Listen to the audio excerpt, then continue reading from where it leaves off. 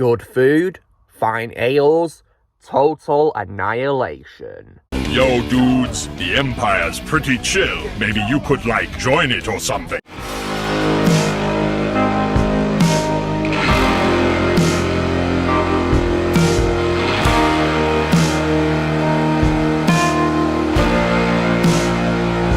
Hey everyone, Lucimus Prime here. So it's time for another review today, and in today's video guys, I'm going to be reviewing what is of course the third and final installment of the Three Flavors Blood and Ice Cream Cornetto trilogy.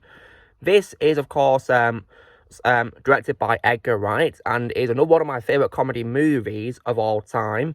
From a screenplay by Edgar Wright and Simon Pegg, who also stars in the film as the main character, like he of course did previously in Shaun of the Dead and Hot Fuzz.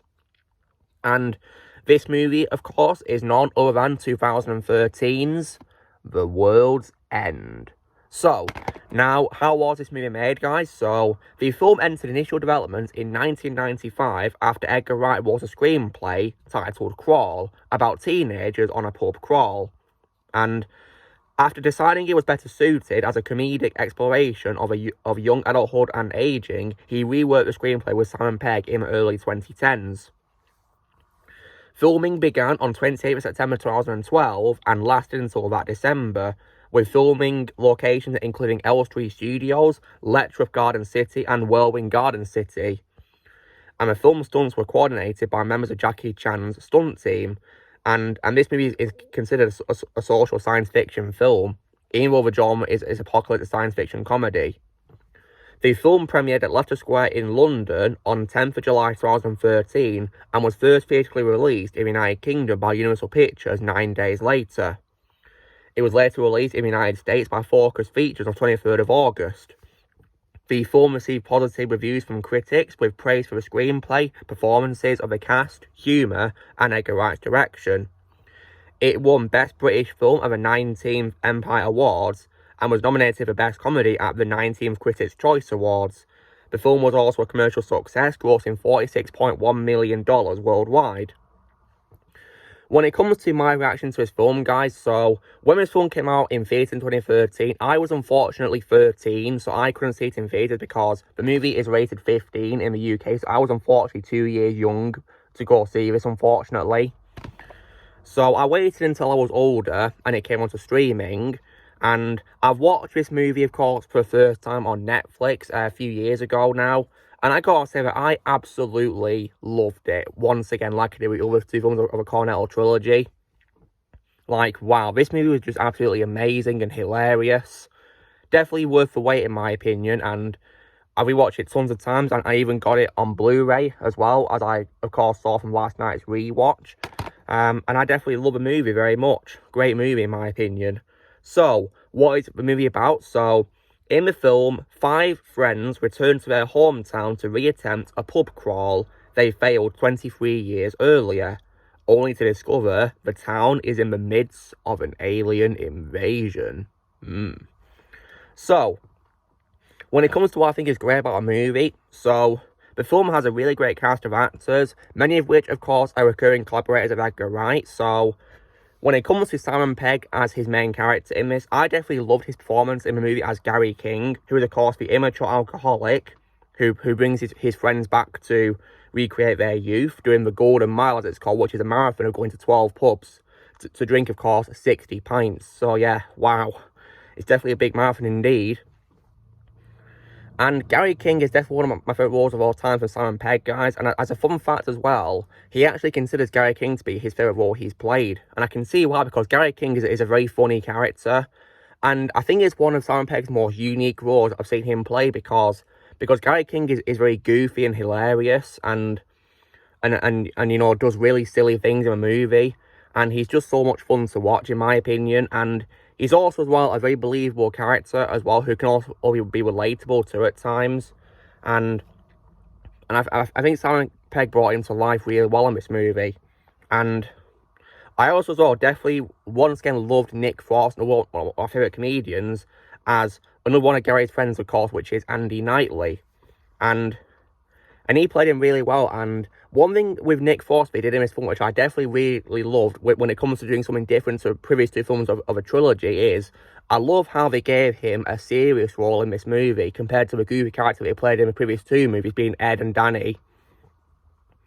Because, and I say serious in a funny way, because despite being a serious character, he does still have some funny moments in the movie, nonetheless, and he's still funny. Especially, of course, when he gets drunk later on, he does some pretty funny things, like how he tries to open a door, but his hand goes through a glass. That was so funny.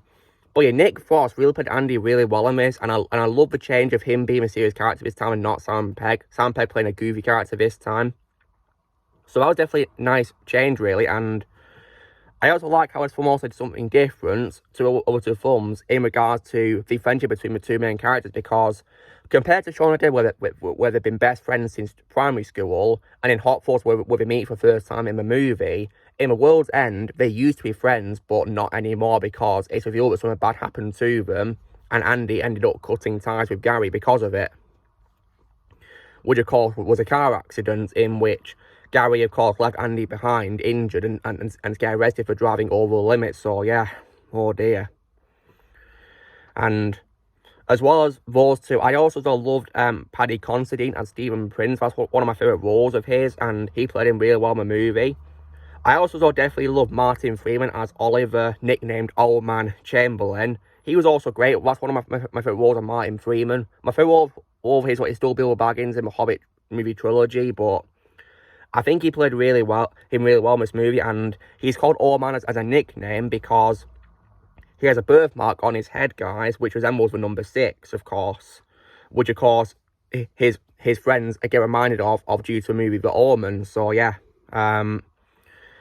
But, of course, because he's so sick of that nickname, he gets it removed with laser surgery. I also definitely loved Eddie Marsan as Peter Page, another one of a group. That's probably my favourite role I've seen from Eddie Marsan so far, and he's definitely, you know, another great character once again, and he's also as well the coward of the group because he doesn't want to get into fights and will always try to hide. I also definitely like Rosamund Pike as well as Sam, who is, of course, Oliver's younger sister. I think she played her really well in this movie as well. That's one of my favourite roles of her. I also definitely like Pierce Brosnan as, of course, Mr. Shepherd, who, of course, is Gary's favourite teacher. And he was actually pretty good in the movie with the couple of scenes he had in the movie in a sporting role. But my favourite role of Pierce for always will be James Bond, though. And when it comes to, of course, the villain of the movie, so as I said before in the intro, it's revealed, of course, that the town of Newton Haven has been taken over by robots as part of an alien invasion led by, of course, the villain, which is the Network, who, of course, is actually voiced by Bill Nighy. And that's one of my favourite voice roles of all time from Bill Nighy. He's a great actor, appearing in all 3 films of a trilogy. First as Philip in Shaun of the Dead, then as Kenneth for Due Respect in Hot Fuzz, and then, of course, in this as the Network. But, of course, guys, my favourite role of Bill will always be Davy Jones from Pirates of the Caribbean. And also, as well, there's many other great actors in this movie alongside others was in this too. But nonetheless, though, the cast do a really great job in this. And the story is also really good as well, guys, in my opinion. It's written very well because when Edgar Wright writes these films, he really is a genius, in my opinion. He really is. And I definitely think Gary King is written really well as a character, in my opinion. And you'll especially know why, of course, if you watch, you know, the final act of the movie, of course, when he's trying to get the last pint in the pub, which is literally called The World's End. And what I think is also brilliant about this movie, which, of course, applies to other 2 films of a trilogy, is it does handle foreshadowing really well in the movie story. Really well, in my opinion, because the film begins with a flashback showing Gary and his friends doing the pub crawl or attempting it, and of course not being able to complete it. But what I do love is how it's literally foreshadowing what happens later on, only, of course, without robots. So that was definitely, you know, a brilliant thing, really, how we did that. And even, of course, when you see them lying on the hill at the end because they've given up, you can actually see a shooting star. And of course, that, of course, is revealed to be the aliens arriving. So, wow. But of course, the main characters wouldn't know about this because they left the town afterwards. And yeah, the film, you know, definitely has great foreshadowing, and Edgar Wright also went into lots of thought when designing what clothing the characters could also wear, because that also foreshadowed things to happen. So, with regards to Oliver and Peter, they wear blue clothing, and I say blue because the paint in the robots is blue. And of course, that unfortunately foreshadows that they're going to become robots too, as they nicknamed blanks in the movie. In addition, as well, Stephen and Sam wear red clothing, which foreshadows that they'll become a couple, because Stephen, all his life, has been in love with Sam. And Gary also wears the same outfit he wore when he was younger, where of course, he's dressing up like, of course, Andrew Eldritch from the Sister of Mercy band. And I can see why, because that's a great band, in my opinion, guys. They made pretty good songs. And in this film, they of course included the song This Corrosion, great song. And Gary dressed up like Andrew Eldritch. And it's a homage to the way a soldier might suit up before going into battle. Or, of course, contemplating suicide, which of course is revealed that Gary was going to do, but he was stopped. So, and the reason why he won't reveal his arm when he's told to show he's not a blank is because he's got, like, you know, a bandage on it, which of course shows that he was a patient at a asylum due to attempting suicide. So yeah, Gary's story in this was written so by Edgar Wright, in my opinion. And also as well, when it comes to other great things about a movie, in terms of foreshadowing, the pubs in the movie, they also literally foreshadow events to take place there. So, the first pub is literally called The First Post. Then the second pub, called Old Familiar, is literally exactly the same as The First Post, hence why it's called Old Familiar. It's like deja vu. Then, in the pub called The Famous Cock, Gary King is finally recognised as someone who was banned when he was younger. Because before, the owners of the pub didn't recognise the group, and that's of course because they're blanks. But in this pub, however, they get recognised due to the pictures on the wall showing them when they were younger, and of course getting barred. And that's where we also saw Mad Basil, played by David Bradley. That's also one of my favourite roles there, David Bradley too. He's a great actor. Then, of course, in The Crossed Hands, that's where, of course, they discover the robots and they work together to fight them. Then in the pub called The Good Companion, everyone is acting like they're happy, except for Gary, because he's happy to be doing the marathon. Everyone else is not happy about it. Then in The Trusted Servant, they, of course, meet Reverend Green, who, of course, is a drug dealer, but now in this film, he's revealed to be working in a business, but then, unfortunately, he gets exposed due to, of course, Gary and the others meddling with him, and then he gets a call from his supervisor. I can probably assume after that, when he goes into a toilet, he gets converted to a blank because he's failed, you know, at his new life. So yeah, oh dear. Then in The Two-Headed Dog, they of course fight the twins who are blanks. Then in The Mermaid, the characters attempted to their downfall by 3 women who of course are nicknamed a marmalade sandwich. And because they're so drunk, they don't even notice that they've not aged at all. So yeah, I can accept the characters not noticing much in this film, which could give away important things like that, for example, because they're drunk. So yeah. Like also how they didn't notice that Ollie's birthmark was back on him after they were in, of course, The Trusted Servant. Which of course was a him, he was not who he actually is. Then after that, they fight off Swarm's enemies in a beehive pub.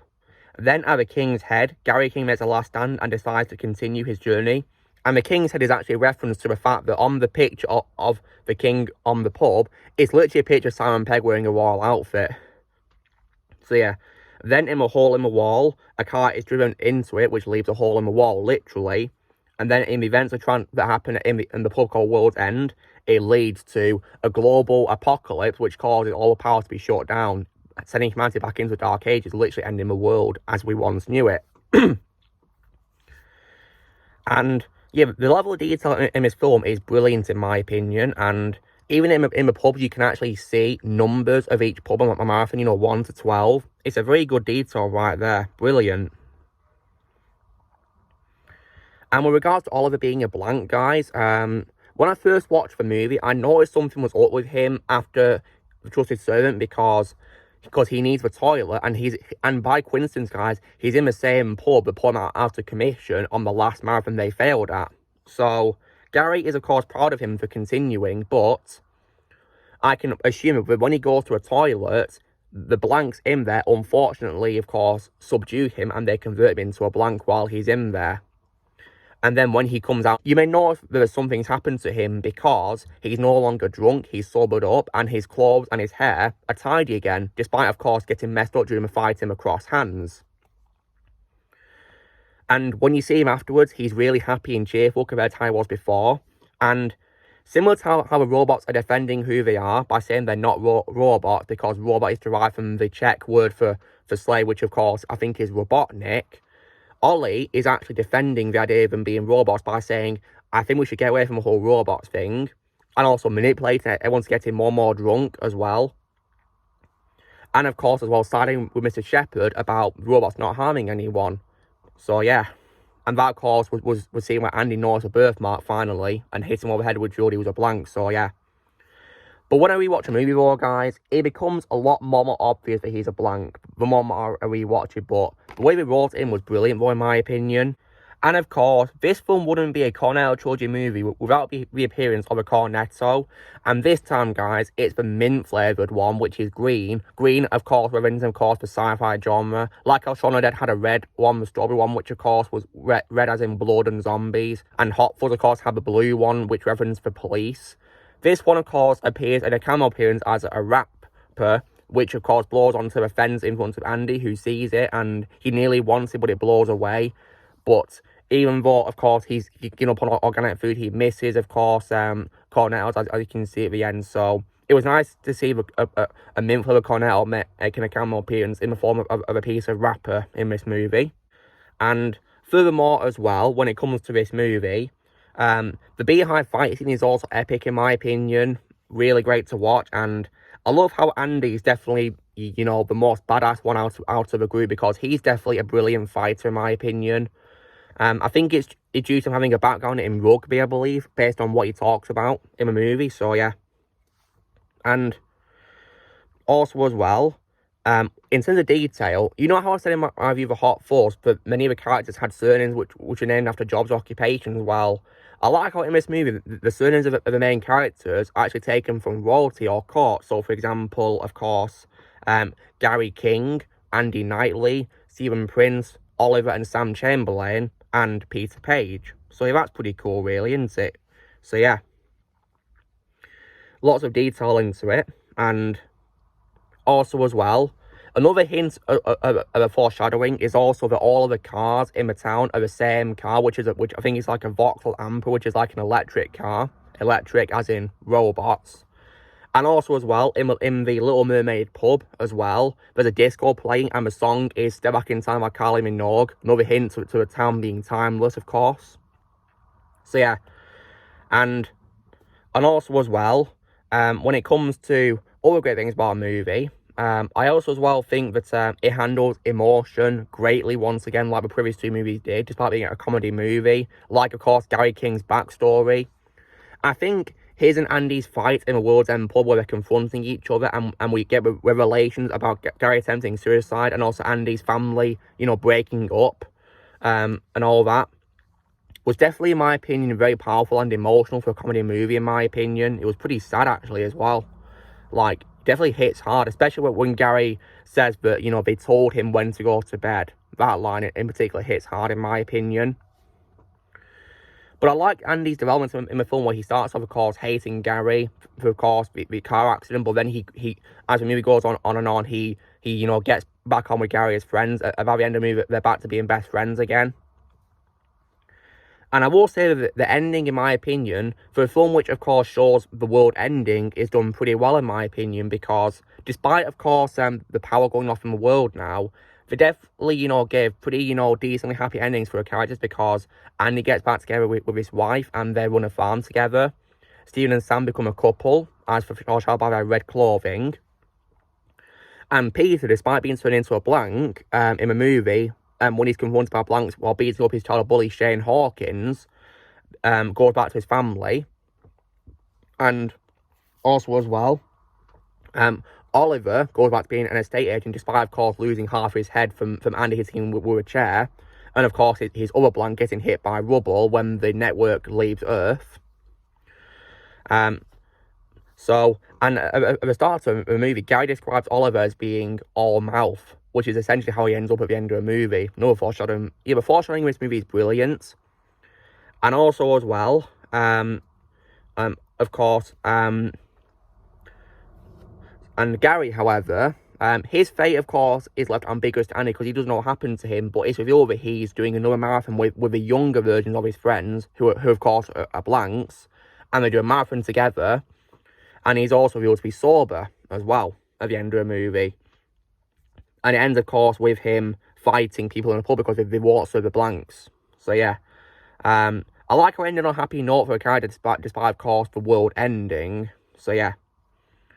And another detail about this movie, I also love is also in terms of the music, because the music, of course, composed by Stephen Price is really good in my opinion. I love the sci-fi style music, like robotic sounds in the music, but I love how the music score does not start until they're in a pub where they discover the town's been taken over by robots.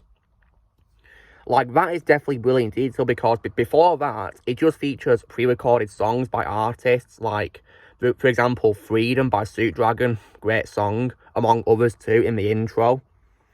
So yeah, that detail there was definitely really good in my opinion, and that definitely also helps the idea of bait and switch go really well, because the film starts off as a typical comedy film about childhood friends reuniting for a pub crawl, but then it turns into a sci-fi movie right there, just genius. And in that same scene, we get a foreshadowing of who the villain is, because when they try to call people, their phone signals are gone, and Andy says it must be the network. He's literally naming the villain of the movie. And of course, if you pay attention to the voices on the phones, it's literally Bill Nighy. So that's pretty cool, that. And he even as well dubbed him in the line by that friend of Sam called Adrian Keane, who died a long time ago and appeared as a blank in The Little Mermaid. And he also voiced the supervisor for Reverend Green, who's, of course, I assume telling him that he's got to become a blank because he's failed at his new life in his new job. So yeah. Nonetheless, though, this movie is definitely really amazing in my opinion. I don't have any problems with it at all. I love this movie very much, and it's definitely an amazing blast to watch.